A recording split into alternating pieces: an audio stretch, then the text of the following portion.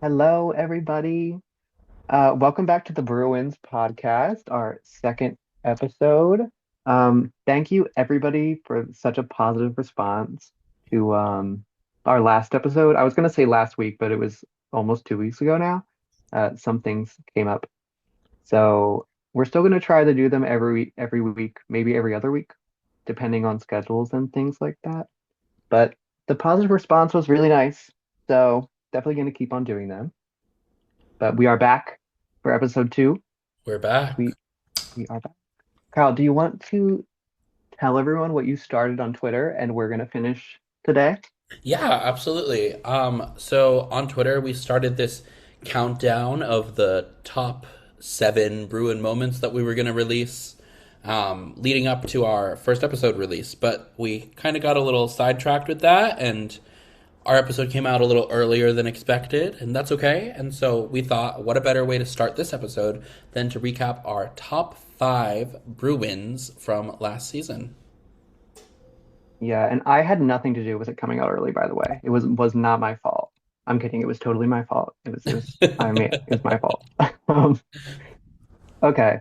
So yeah, the top five Brew win moments of 2025.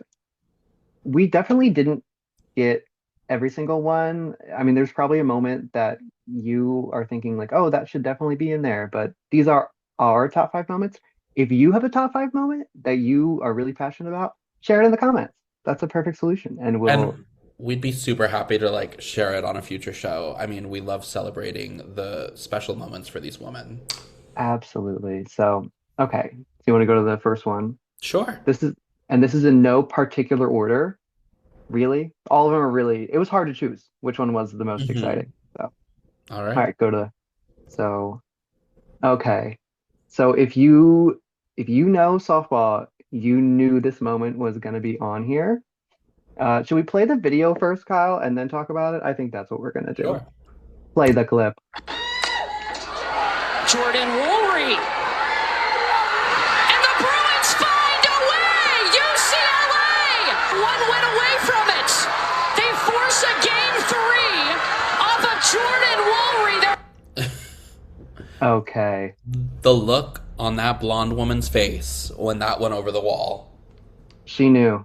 In that moment, she knew it was over. The Bruins were back. They let them get hot. They let them Bruins get hot. So I And guess this I'll was explain. the last out too, right? Yeah. Like So for context, UCLA came into the bottom of the seventh inning of that game, facing elimination, down by 4 runs. And it was really looking like our season was going to be over and we were going to go out with a whimper. But in true Bruins never say die fashion, uh, they bring Jordan Woolery to the plate, who had not had a hit in that super regional, and she sends it to game three. And of course, UCLA would go on to win game three very easily and go to the World Series. So that's number one for me, full disclosure. That is my favorite Bruin moment of the year. Do you want to talk about number two, Kyle? number Go two? to it. Sure. This is just a moment from that incredible showing we had over South Carolina last year. I had never seen Polly so packed, and I mean, you'll just have to see it right here. Tamia's gonna drill a three, and the rest is history.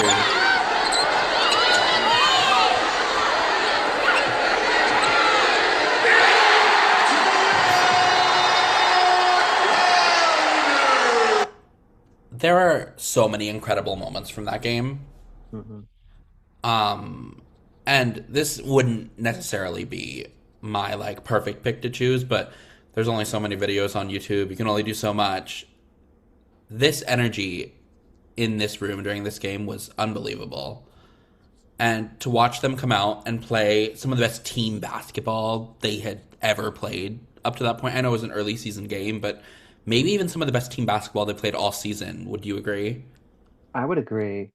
And you know what never gets old is hearing the PA announcer, who's really good, by the way, in Yes. in Pauley, uh, do Tamia Gardner from three, and we're only going to hear more of it this year. So And we're gonna add Gianna Neepkins to the mix. very He's never excited. gonna shut up. He's never going to shut up because everyone's going to be draining three. Even Lauren. Lauren, Exactly. The Lauren Betts 4-3 is gonna hit so hard. So hard. All right. Speaking of hitting, who hit to the best of their ability and advanced to four on the floor for number three? This moment for UCLA gymnastics was so special. This team had been through so much, especially those seniors in Shea Campbell, Emily Lee, Emma Malabuyo, Brooklyn Moores, Mia Erdos, that group right there. So Amazing. special for them, and let's relive this moment with them right here.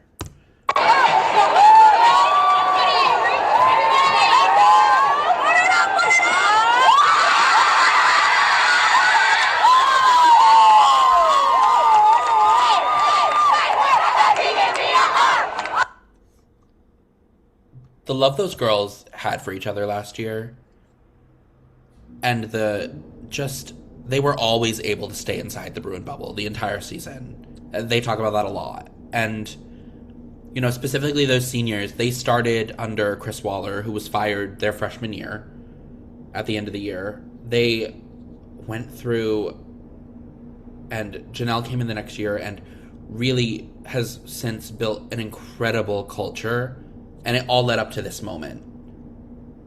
And there's a really special video of Janelle explaining why this moment was so special for her and how it was also helping make her dreams come true.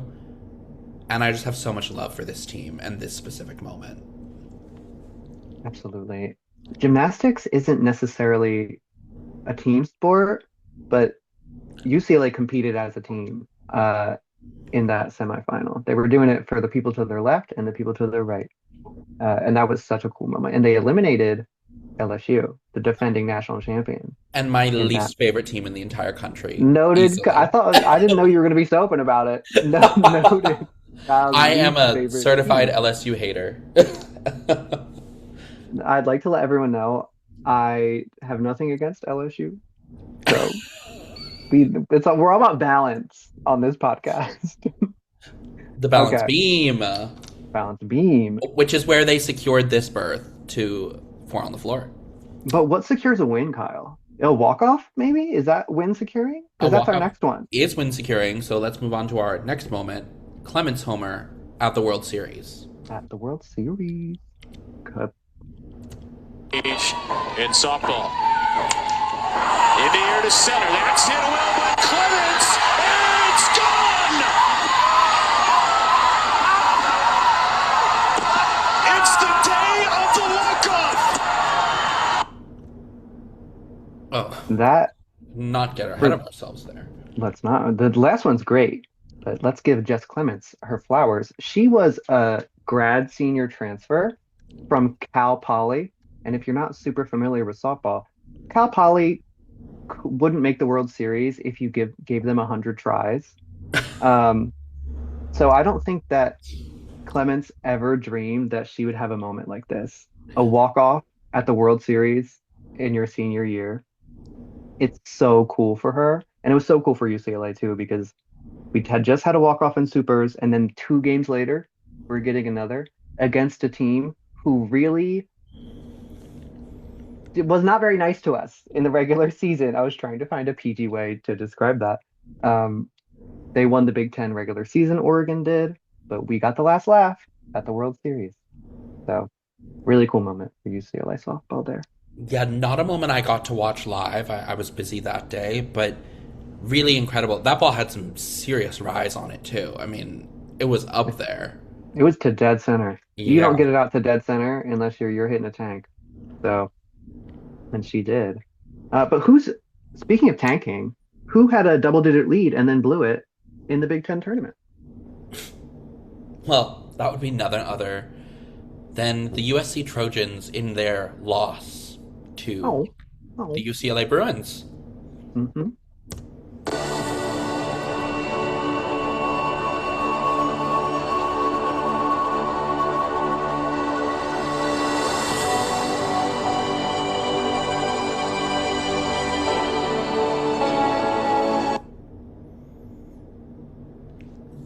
That team was really special to watch last year.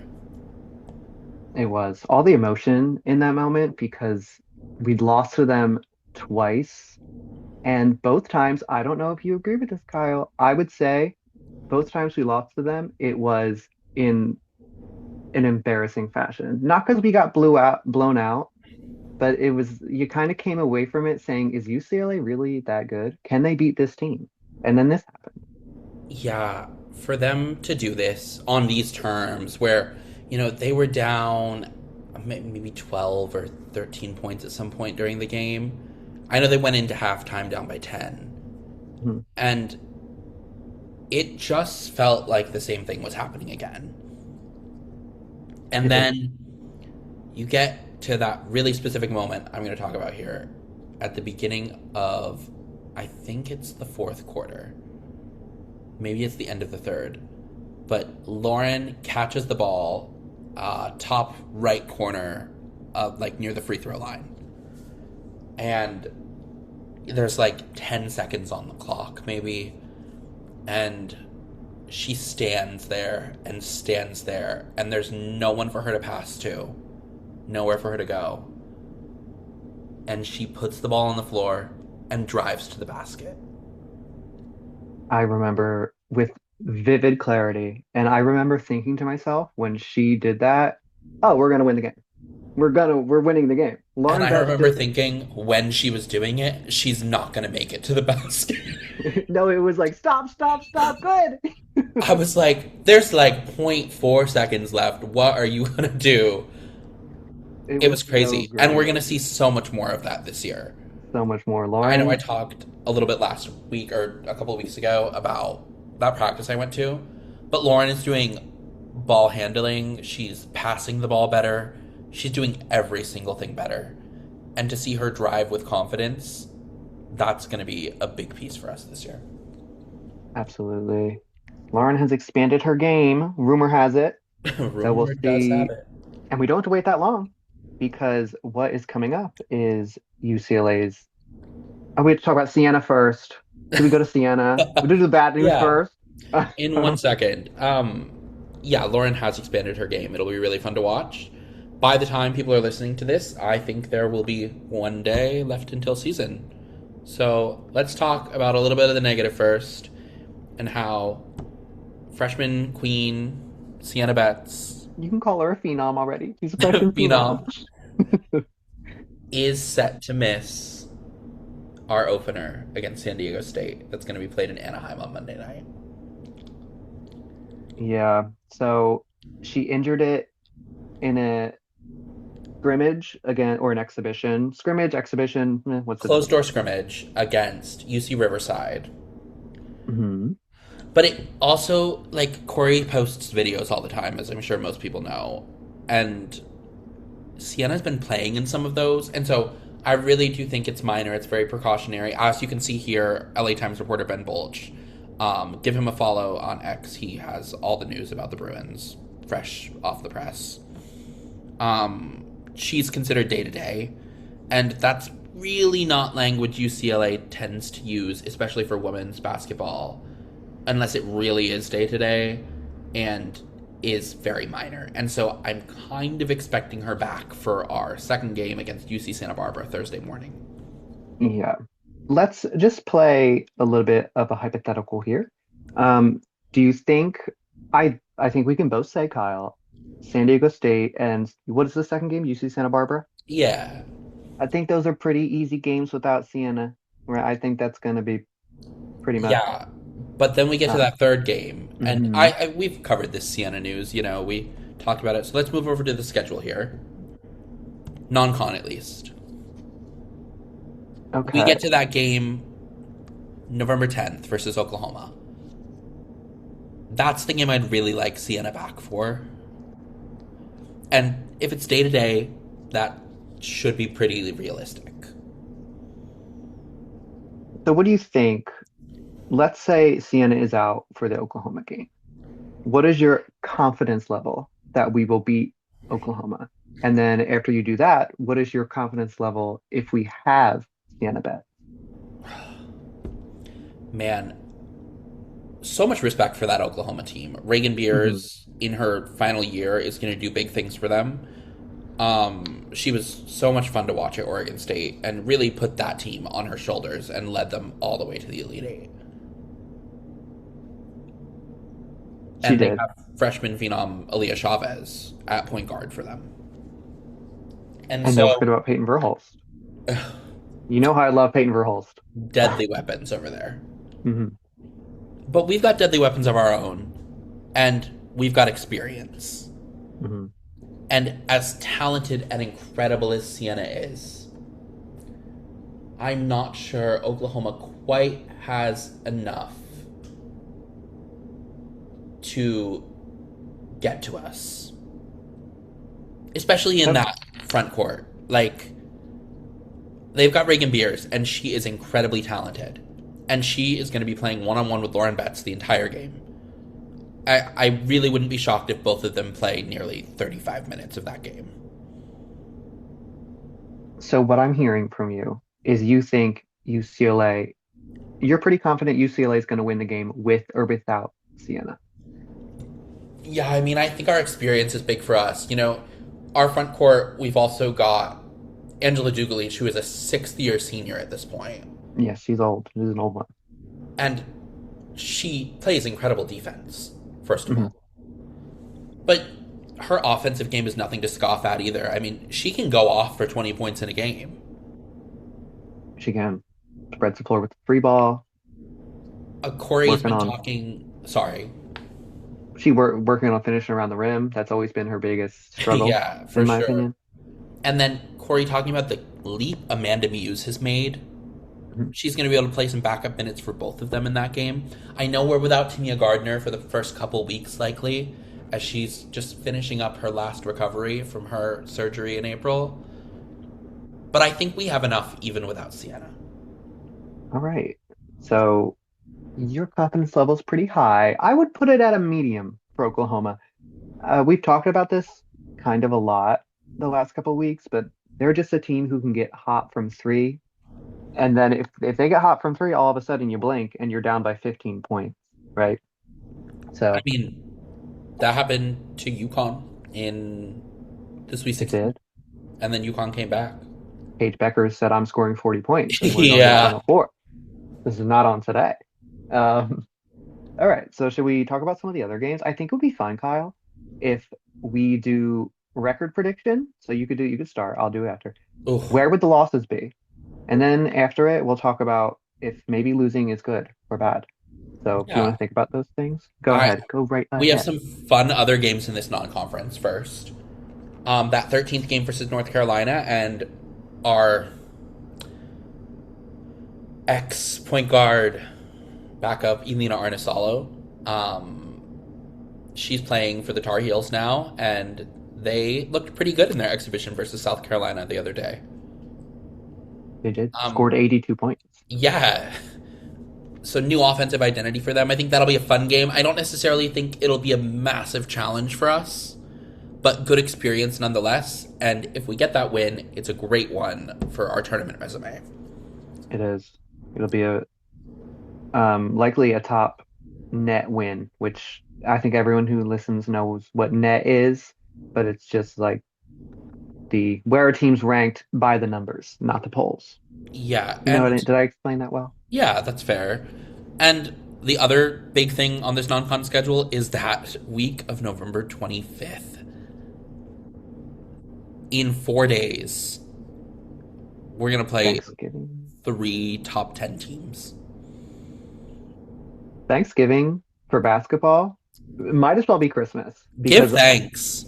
I'll give thanks to basketball. That's what we're giving thanks to. That Texas game is going to be really fun.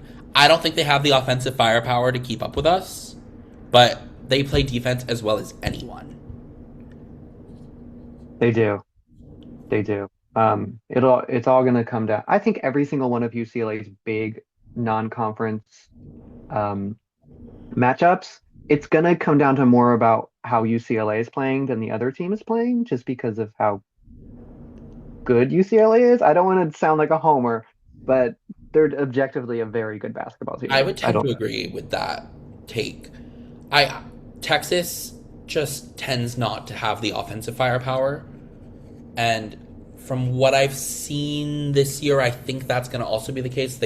One of their people they brought in who's a great offensive talent in, I think it's Ashton Judd from Missouri. It is, yeah. She's out for the entire first month. And so she's not going to be playing in this game versus us. And then freshmen, they have a really talented freshman in Aaliyah Crump who didn't do so well in their scrimmages, but she'll have a month of experience under her belt by then and hopefully able to help them out a little more.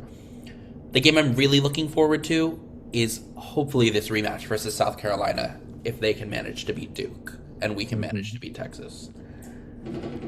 And then, of course, we've got Janiah Barker coming back to Poly on the 30th. I'm very excited to see her. One thing about me and Kyle, we don't hold a grudge over who transferred. I love Janiah. I love what she did for us. So I'm more than excited to see Janiah and see how she does at Poly again. I'm sure all of the players will be happy to see each other again. I agree. And not featured on here is actually one of our conference games that's happening. I think it's between the Tennessee game and the Cal Poly game in Oregon coming to Poly. And just a quick note, transfer from us, Avery Kane, is now at Oregon. And she looked so good for them in the exhibition game they played the other night.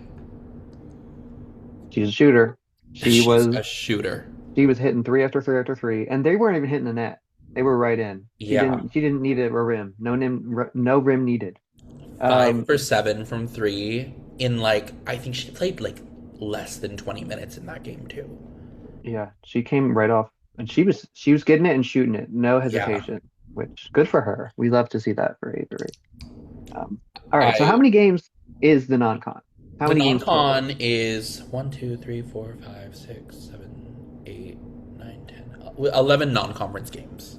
Okay. Assume, Kyle, that Sienna is back by Oklahoma. What is UCLA's record in the non-conference? I really think there's a strong chance we don't lose a single one of these games, actually. 11-0? 11-0? However, I think my pick for if we're going to lose a game, I think it happens on November 30th in Poly against Tennessee if we win both games in Vegas prior to that, the Texas and the South Carolina or Duke. Because if we manage to win both of those games, I could see us getting into a situation where we say, well, Tennessee's ranked a little lower than those teams, and we beat those teams, and there's only 2 days of prep in between. And I just think we might rest on our laurels a little bit too much. I know another team that got beat by Tennessee in the non-conference last year. And what did they do to end the year? They won a national championship. So hopefully we'll follow the same trajectory. I'm a big believer in patterns. Okay. And that game wasn't even during the traditional non-con. That was mid-February. UConn got beat by Tennessee mid-February and went on to win a national championship a month and a half later. They did. Pretty good company, if you ask me. Pretty good company. I think UCLA is going to lose a game at non-conference. Because like you said, I think as much as you can talk about how you're a team that works hard, you're a team that puts in the work, and I believe that they are, I do think we're going to have a game where we rest on our laurels a bit and get beat by someone we shouldn't. I don't know if it's going to be Texas. I don't know if it's going to be Oklahoma really early on. So I think 10-1, and I think a loss is going to be a good thing. Do you agree with that, Kyle, or do you think I'm crazy? Losses are never good. Right. Losses are never good, but they do offer a chance to learn something. Mm-hmm. And I think we learned a lot from our 2 losses to USC last year. Obviously, we were able to beat them the 3rd time around. The reason I think we might be able to go undefeated here is that loss to UConn last year. That was really painful. And the girls learned a ton from that, very clearly. They've talked about it all preseason. Corey's talked about it. And they've moved on. But that is going to sting until they get a chance to play UConn again. Okay. I think I can agree with that as well. Speaking of UConn, Kyle, who do we have as our personal number 1? Should we go to our rankings? Yeah, let's move over there. It's UConn. Da It's da da UConn. da. I I go back and forth on this every day, quite honestly. And South Carolina was in the mix for me too prior to the Chloe Kitts injury. Really unfortunate for them. However, they looked really good in their game against North Carolina. I think they are going to want their defense to step it up a little bit for the season, and that they're going to want some more consistency out of their bigs. Namely, Medina Okot. She had 4 fouls in the time she played.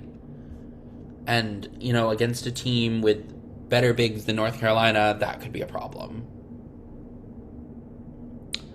I agree. South Carolina, what shocked me is that they gave up eight, like you kind of said, they gave up 82 points to North Carolina, who is generally not the best. Sorry if there are any North Carolina fans listening. This is not a dig.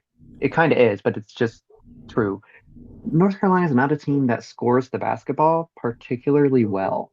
And South Carolina is a team that's known for their defense. So it was kind of weird to see a score 91 to 82 in the preseason. I mean, there's that infamous Duke UNC game from last season. What was it, 18 to 18 at the half? Yeah, it was. I think it was actually 16 to 16. I think that they had a combined 32 points. It was crazy. Crazy. Uh, it would have been like a modest scoring first quarter, and it's halftime. And I think both teams stayed like under 50 for the whole game. Wow. Yeah. But those are two defensively stalwart teams. Yeah. And you see Duke right here at 6 for me. You're a little lower on them than I am. Why is that? Well, I'm a noted Duke denier. As you like to hate on, I don't hate Duke, but I just every time Duke plays a big game, they seem to forget how to score. They're great defensively, but you have to score to win. It's like being a baseball team or a softball team, and you can pitch really well, but you're always in 0-0 ball games and you end up losing 1-0. That's what Duke is for me. You have to score against good teams to win basketball games. Am I Sure. crazy? Do you see what I'm saying? No, that's fair. I really think they're going to be able to score this year. I don't know. I I'll eat my words if I have to, but I think Emily Skinner is going to be really big for them. She You're was a huge sign for them. I think she's the number 4 or 5 player in this class, according to ESPN. I mean, we were after her. We missed out on her. She chose Duke over us. But I have a lot of belief in her. There's another notable thing on here, Kyle. I have USC in the top 25. You do not. For what reason? Well, they're definitely in my top 25. Let's be clear Oh, here. I meant This is just top our top 16. Yeah, 16. you're right. You're right. I'm spreading fake news on the internet. I don't think I can put any team in the top 16 that lost to Arizona State, They even if it did do wasn't a secret scrimmage. not so secret anymore because we know about it. So that Like, was corny. I don't know. And of course, they're going to be better than people think they're going to be based on that. Just, they don't have any front court. No, not a lot of size. They have one international big. I don't remember her name. Do you remember her name, Kyle? I don't know. Oh, gosh, no. Yeah. Well, that says everything you need to know, right? Last year they They lost also Ray got that Marshall. transfer from Auburn, though. I think Yakaya Milton. Okay. See, I didn't And even she should be remember. pretty good for them. I'm expecting some good things from her. And the Washington State transfer. I don't remember her name, but she's also pretty good. But beyond that, you know, they lost 2 WNBA players last year in Kiki Iriafen and Rhea Marshall. Both of them were on rosters this season. Yeah. And And Kiki was having a rookie of the year level season, basically. I mean, she would have won rookie of the year if it wasn't for Miss Paige Beckers over there. we talk about Paige Beckers a lot. Are we going to reference Paige Beckers every episode? That'd be fun. It's the Paige Beck. Welcome back to the Paige Beckers podcast. LOL. Um, yeah, I agree. I have USC in there because I think Jazzy Davidson is going to be a really good player, potential freshman of the year, nationally. They bring in Cara Dunn, who from Georgia Tech. She's a scorer, just knows how to score the ball. And then you know how I feel about Kennedy Smith. I think she's one of the most underrated players in the country, not only the Big Ten. Her defense, and if she can take the offensive step forward without Juju Watkins to replace some of that production, I think they'll be in top 16 shape. But it's a big question mark. So I see why you don't have them in there. It's a long season. They've got a couple tough games on their schedule. South Carolina, and Notre Dame, notably. Notre Dame also fallen down a little bit here. They had a mass exodus, but they look pretty good in their exhibition, and I might raise them up a little bit based on that. But, this looks pretty accurate for me. I agree. Anything else about our top 25s? Well, I would just say notably, in this top 16, we're playing 6 of these teams. Yeah. Do you think we have the number one strength of schedule when it's all said and done? Or I do you would think 100% say that we have the best strength of schedule in the country. I would say, you know who doesn't have the number one strength schedule? LSU. Theirs is really bad against. Oh God, they're playing Duke, and that's it. That should be a really telling game, though. Oh my God! It's the battle of the hated. I hate Duke, and you hate LSU. So maybe we'll put a little friendly wager on that. Yeah. All right. So top 16. You know what? Let's return to this at the end of the year and see how wrong we were or right. Deal. I have a feeling it's going to be way off base, though. All right. All right. So should we wrap it up? We should get to wrapping it up here. All right. Well, this was fun little episode 2. Again, thank you everyone for listening. If you've made it this far, remember to like, comment, and subscribe, all the things that people say about these things.